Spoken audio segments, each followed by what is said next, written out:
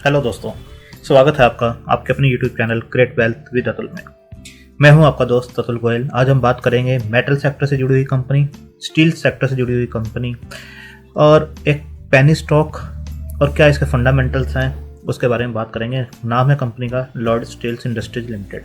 जैसा आप स्क्रीन पे देख पा रहे हैं, पहले हम इसके प्राइस वगैरह के ऊपर बात करेंगे, उसके बाद फंडामेंटल्स की बात करेंगे, क्या इतनी प्रमोटर होल्डिंग है, क्या कुछ प्लज है या नहीं है, क्या रेशियोज बनती हैं, क्या डेट है इसके ऊपर, और उसके बाद फिर इसके ऊपर भी हम बात करेंगे चार्ट के ऊपर, किस लेवल के ऊपर इसे लेना चाहिए और क्या इसके टारगेट्स ऊपर के बन सकते हैं वो भी हम देखेंगे। नीचे के लेवल पे जो रिस्क कम दे हमें उस लेवल के ऊपर हमें परचेज करना चाहिए और यहाँ रजिस्टेंस के आसपास बिल्कुल उसे नज़र रखनी चाहिए ताकि रिस्क रिवार्ड रेशो अच्छा बन सके, हम स्टक ना हो सके। पेनी स्टॉक जो होते हैं कई बार ऑपरेटर ड्रिवन ही होते हैं और सर्किट टू सर्किट चलते हैं और हम उसके अंदर बने रहते हैं, बट वो अगेन लोअर सर्किट लगाना स्टार्ट करते हैं। जैसे आप यहाँ पर भी देख सकते हैं, ये शेयर जो है सर्किट टू सर्किट ऊपर गया, बट जो यहाँ पर फिर भी बना हुआ था कि नेक्स्ट सर्किट भी लगेगा और नेक्स्ट लगेगा, अगेन ये शेयर जो है नीचे आया और अगेन उस लेवल तक नहीं गया। तो क्या पेनी स्टॉक लेने चाहिए? पेनी स्टॉक बिल्कुल रॉक बॉटम अगर प्राइस के ऊपर आपको मिल रहे हैं या रिस्क कम है तो बिल्कुल लेना चाहिए और बहुत ही छोटा अमाउंट उसके अंदर लगाना चाहिए अपने पोर्टफोलियो का, 2 से 3%। उसे भी डाइवर्सिफाइड करना चाहिए 5 से 6 कंपनीज के अंदर, ताकि एक दो कंपनी अगर डिलिस्ट हो जाती हैं। अभी मैं आपको थोड़ी डिलिस्ट कंपनी की नाम बताऊँ। अभी के सेरा डिलिस्ट हुई है, उससे पहले उत्तम जो स्टील था वो भी, उत्तम वैल्यू स्टील, वो डिलिस्ट हुआ, और अभी BIL एनर्जी एक कंपनी है जिसके अंदर ट्रेडिंग रुकी हुई है। तो आप देख सकते हैं इस टाइप की जो कंपनीज होती हैं काफ़ी, अगर आप पैसा लगाते हैं तो आपकी रात की नींद उड़ा सकती हैं। तो छोटी कंपनी छोटा ही पैसा लगाना चाहिए, अपने आप ही पैसे को मल्टीपल कर लेती हैं। तो या तो ये डिलिस्ट भी हो सकती हैं और काफ़ी बार पैसा आधा भी कर सकती हैं गलत रेट पर उठाया गया हो तो रॉक बॉटम प्राइस पर उठाना चाहिए। ऐसी कंपनी उठानी चाहिए जो अच्छे सेक्टर से बिलोंग करती हो, जिसके फंडामेंटल अच्छे हों, जिसके प्रमोटर होल्डिंग अच्छी हो, कोई शेयर प्लज ना हो, डेट कम हो, उसके ऊपर रेशोज अच्छी हो और रिजल्ट्स अच्छे देने की क्षमता रखती हो। तो बात करते हैं उत्तम स्टील की, क्या इसका फंडामेंटल और क्या टेक्निकल्स हैं उसके ऊपर बात करेंगे। तो उत्तम स्टील, लॉयड स्टील, जैसे आप देख पा रहे हैं स्क्रीन के ऊपर, प्रीवियस क्लोज जो था 0.90 का था। आप देख सकते हैं ओपन जो हुआ 0.90 के आसपास हुआ, हाई बनाता है 0.95 का, लो 0.85 का। तो 10 पैसे की रेंज इस शेयर के लिए काफ़ी है और इस शेयर का आप देख सकते हैं चार्ट के ऊपर ही 0.85 0.95 के आसपास ये घूम रहा और प्रीवियस क्लोज जो था 0.90 के आसपास था। 5 डे का देखेंगे तो अभी एक रेंज के अंदर है 0.95 और नीचे के लेवल पे 0.85।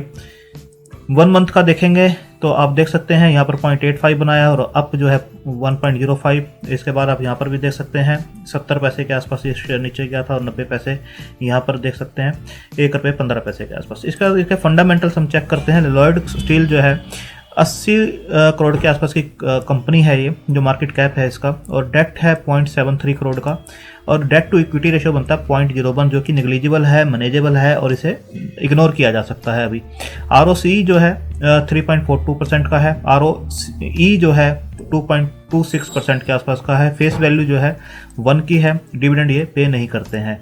अगर एक चीज़ पे गौर करेंगे तो 1.26 की इसकी बुक वैल्यू है और प्राइस अभी चल रहा है 90 पैसे के आसपास। तो प्राइस टू बुक वैल्यू जो बनती है 0.71 के आसपास की बनती है। अपनी बुक वैल्यू से ऑलमोस्ट 30% के आसपास डिस्काउंट के ऊपर आपको मिल रहा है। EPS पॉजिटिव है, 0.01 है और आप देखेंगे इंडस्ट्री की जो पी है वो 16.4 है, बट इसकी पी जो है हाई है, यहाँ पर ये थोड़ा नेगेटिव है, 60.4 के आसपास ये चल रहा है। तो आप देख सकते हैं जो प्रमोटर होल्डिंग है, जितनी भी होल्डिंग है वो हम देखेंगे कितनी है, वो प्लज नहीं है कुछ भी इसके अंदर, 0% इसके अंदर प्लजिंग है। तो फंडामेंटल आप देख सकते हैं छोटी कंपनी है, डेट फ्री कंपनी है और रेशो जो है वो आपको पॉजिटिव नज़र आएंगे, अपनी बुक वैल्यू से नीचे काम करते हुए नज़र आएगा। इसके बाद अगर देखेंगे चार्ट के ऊपर तो 200 DMA के ऊपर ये स्टॉक जो है आपको ऑलमोस्ट 200 DMA के ऊपर ही सपोर्ट लेता हुआ काफ़ी टाइम से नज़र आ रहा है। यहाँ पर ये नीचे जाता है तो 200 DMA के ऊपर ये सपोर्ट लेता है। अगेन यहाँ पर अगर ये नीचे आता है तो 200 DMA के ऊपर ही सपोर्ट लेना माना जाएगा कि ये यहाँ पे सपोर्ट लेगा एक 200 DMA लाइन के ऊपर। तो चार्ट के ऊपर हम डिस्कस करेंगे किस टाइप से ले सकता है सपोर्ट। अगर रिजल्ट्स को देखें तो आप देखेंगे कि जो रिजल्ट्स हैं, आप 1-2 क्वार्टर को छोड़ के सभी क्वार्टर के अंदर इनके पॉजिटिव रिजल्ट्स हैं। आप यहाँ देख सकते हैं कि मार्च 2019 में और मार्च 2020 में नेगेटिव रिजल्ट से बाकी आपको पिछले कई क्वार्टर के रिजल्ट्स जो हैं पॉजिटिव नज़र आएंगे। बट आप एक चीज़ और देखेंगे कि ऑपरेटिंग प्रॉफिट जो है आपको माइनस में नज़र आएंगे। ये जो प्रॉफिट्स हो रहे हैं इनको अदर इनकम्स जो इनकी है वहाँ से प्रॉफिट होते हुए आपको नज़र आ रहे हैं। तो आप देख सकते हैं अदर इनकम ज़्यादा है, ऑपरेटिंग प्रॉफिट्स जो हैं इनके जो बिजनेस हैं उनसे कम है। तो ओपीएम भी आपको माइनस में चलते हुए नजर आएंगे, अदर इनकम से यहाँ पर आपको प्रॉफिट्स होते हुए नजर आ रहे हैं। इसके बाद अगर ईयर ऑन ईयर भी आप देखेंगे 2015 से अगर इसे कंपेयर करें तो 510 करोड़ की जो सेल हुआ करती थी वो अभी 114 के आसपास की है। 3.49 के ओपीएम थे वो माइनस के अंदर है, और रिजल्ट्स आप देखेंगे ऑपरेटिंग प्रॉफिट जो है इस कंपनी के वो भी माइनस के अंदर है। बट अदर इनकम आप देखेंगे वहाँ से ये कंपनी प्रॉफिट कमा रही है, और रिजल्ट्स जो है सभी ईयर्स के पिछले 5-6 सालों के देखें, 2015 से 20 तक के 6 ईयर्स का डाटा देखें तो सभी के सभी पॉजिटिव हैं। और पॉजिटिव क्यों है, वो अदर इनकम्स जो है उसकी वजह से पॉजिटिव है। तो यहाँ पर आप देख सकते हैं रिजल्ट्स बिल्कुल पॉजिटिव कंपनी दे रही है, जबकि जो मेन बिजनेस है ऑपरेटिंग प्रॉफिट्स हैं वो माइनस में है। अगर डेट को देखेंगे 2010 से ये कंपनी ऑलमोस्ट डेट फ्री है, 0.73 का सिर्फ इसके ऊपर डेट है। मार्च में 1.07 का था जो कि अब वो भी रिड्यूस होता हुआ नजर आ रहा है। रिजर्व अगर 2015 की बात करें 91 करोड़ के थे जो कि अब 23 करोड़ के आसपास है। शेयर कैपिटल काफ़ी इन्होंने बढ़ा रखी है अपनी, 0.05 से 89 के आसपास है, जो कि शेयर को चलने नहीं देगी, इतने ह्यूज कैपिटल जो शेयर कैपिटल है। एसेट्स जो है 925 से रिड्यूस होकर 186 के आसपास रह गए हैं। तो कहीं ना कहीं फंडामेंटल आपको थोड़े से वीक यहाँ पर नज़र आ सकते हैं। डेट फ्री कंपनी है, ये एक प्लस है। और प्रमोटर की होल्डिंग किस टाइप से वो भी हम देखते हैं। यहाँ पर आप देखेंगे डेटेड डेज जो है वो रिड्यूस होते हुए 78 के आसपास हैं, पहले 1400 थे, 500 348 अब 78 के आसपास हैं, ये ठीक ठाक है। प्रमोटर की होल्डिंग देखेंगे 46.12 की है जो कि पिछले कई क्वार्टर से इन्होंने मेंटेन की हुई है। और डीआईआई की होल्डिंग 13.98 से रिड्यूस होकर 0.39 के आसपास की है। पब्लिक की होल्डिंग 53.49 की है। तो पब्लिक में आप देखेंगे कुछ जो शेयर्स हैं स्ट्रॉन्ग हाथों में है। आप देख सकते हैं यहाँ पर 6, 3, 9, 4, 13, 14, 15-16% जो है स्ट्रॉन्ग हाथों में। तो 37 के आसपास जो होल्डिंग है आप देख सकते हैं 37-38 के आसपास रिटेल के पास है। तो इसके अंदर कितना प्लज है वो भी हम एक बार देख लेते हैं कि प्लज कुछ है या नहीं है। तो आप यहाँ पर देख सकते हैं कि जो शेयर होल्डिंग है वो प्लज नहीं है बिल्कुल भी, और कई क्वार्टर से इन्होंने इस लेवल के ऊपर मेंटेन किया हुआ है और शेयर होल्डिंग जो है प्लज नहीं है। रिजल्ट्स देखें तो एक रेशोज भी हम चेक कर लेते हैं किस टाइप की इनकी डेट टू इक्विटी रेशियो यहाँ पर भी किस टाइप से निकल कर आ रही है। तो देख सकते हैं निगलिजिबल है, 0.01 के आसपास है। और रिजल्ट्स अगर बात करें तो रिजल्ट्स अभी इन्होंने अनाउंस नहीं किए हैं कि कब इनके रिजल्ट्स आने वाले हैं। अब इसके बाद अगर हम चार्ट के ऊपर बात करें फंडामेंटल के बाद कि चार्ट किस टाइप से इसका नज़र आता है, तो आप देख सकते हैं इस टाइप का इनका चार्ट है। और यहाँ पर अगर आप देखें एक ट्रेंड लाइन हम ड्रॉ करके देखें तो ये जो इसका लो लेवल था, और यहाँ पर आप देखेंगे कि इस टाइप से अगर लाइन हम ड्रॉ करें तो एक अप ट्रेंड के अंदर ये स्टॉक आपको दिखाई दे रहा है। यहाँ पर जरूर नीचे आया था, उसके बाद बिल्कुल ये ऊपर आपको जाता हुआ नज़र आ रहा है। इस लाइन के ऊपर ये सपोर्ट लेता हुआ भी आपको नज़र आ सकता है। अगर लॉन्ग टर्म की एक ट्रेंड लाइन हम यहाँ पर भी ड्रॉ करें, इसको पहले हम वीकली चार्ट में कन्वर्ट करते हैं ताकि आपको थोड़ा सा देखना इजी रहे। आप देख सकते हैं ये वीकली चार्ट है, और ये ट्रेंड लाइन जब हमने डेली पे कन्वर्ट की थी उसको वीकली के आपको इस टाइप से नज़र आ रही है। ये शेयर देखिए आप बिल्कुल इस टाइप से वीकली चार्ट के ऊपर इस लाइन के ऊपर आपको सपोर्ट लेता हुआ नज़र आ रहा है। और इसके बाद अगर हम अपर साइड का एक रजिस्टेंस देखें कि ये कहाँ रजिस्टेंस फेस कर रहा है, तो आप देखेंगे कि एक ट्रेंड लाइन हम और ड्रॉ करते हैं, और इस हाई को, जो इसका ये हाई है, इसको हम पकड़ते हैं और इसके बाद इस हाई को इससे मिलाते हैं। यहाँ पर ये रिजेक्ट हुआ था। तो आप देख सकते हैं इस चैनल के अंदर वीकली बेस के ऊपर ये स्टॉक जो है काम करते हुए आपको कुछ टाइम से नज़र आएगा 2018 से।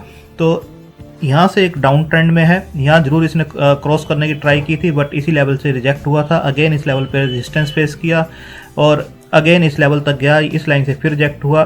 तो ये जो लाइन है अब इसकी एक सपोर्ट जोन इसका बनता है, जो कि आपका जो लेवल निकल कर आता है 80 पैसे के आसपास का निकल कर आता है, 75 से 80 पैसे के आसपास। तो ये तो है इसका शॉर्ट टर्म की अगर मैं बात करूं तो। अगर हम एक लाइन और ड्रॉ करें इसके ऊपर कि किस लेवल तक डबल क्रॉस चेक करने के लिए कि कहाँ पर हमें इसे और देख सकते हैं, आप देख सकते हैं कि ये एक हॉरिजॉन्टल लाइन मैंने ड्रॉ की है इसके ऊपर। तो ये जो स्टॉक था 2019 से आप देखिए इस लाइन के नीचे ही बना हुआ था, इस लाइन को ये क्रॉस नहीं कर पा रहा था। ये वीकली चार्ट है इसलिए आपको छोटा दिखाई देगा, ये डेली चार्ट नहीं है। तो इस लाइन से नीचे ही ये स्टॉक बना हुआ था, आप देख सकते हैं। और यहाँ पर इसने एक लो बनाया और ये इसने अपना लोअर एंड बनाया और उसके बाद यहाँ से स्टॉक जो है इस ग्रीन कैंडल के साथ इसने इस लेवल को ब्रेक किया।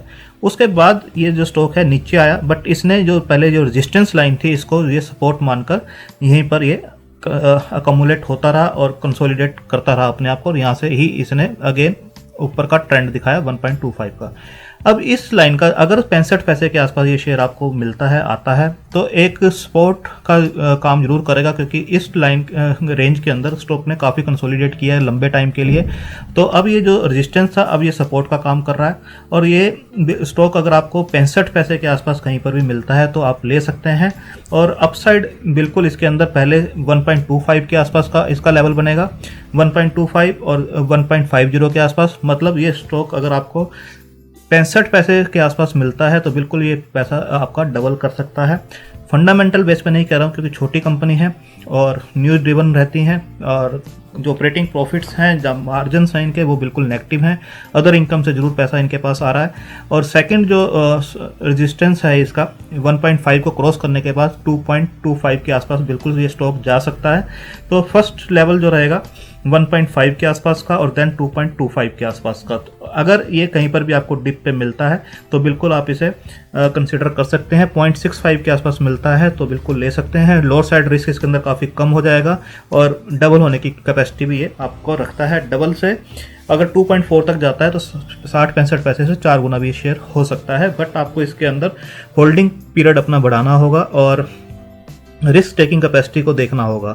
तो आप अपने फाइनेंशियल एडवाइजर से डिस्कस करके अपनी होल्डिंग कैपेसिटी और अपनी रिस्क टेकिंग कैपेसिटी के हिसाब से, ये छोटी कंपनी है, पेनी स्टॉक है, इसके अंदर इन्वेस्ट कर सकते हैं थोड़े लंबे टाइम के लिए, क्योंकि जब कंसोलिडेट करता है तो काफ़ी लंबे टाइम तक ये इस टाइप से कंसोलिडेट कर सकता है और यहाँ पर भी ये कंसोलिडेट करता हुआ नज़र आ सकता है। थैंक यू, धन्यवाद।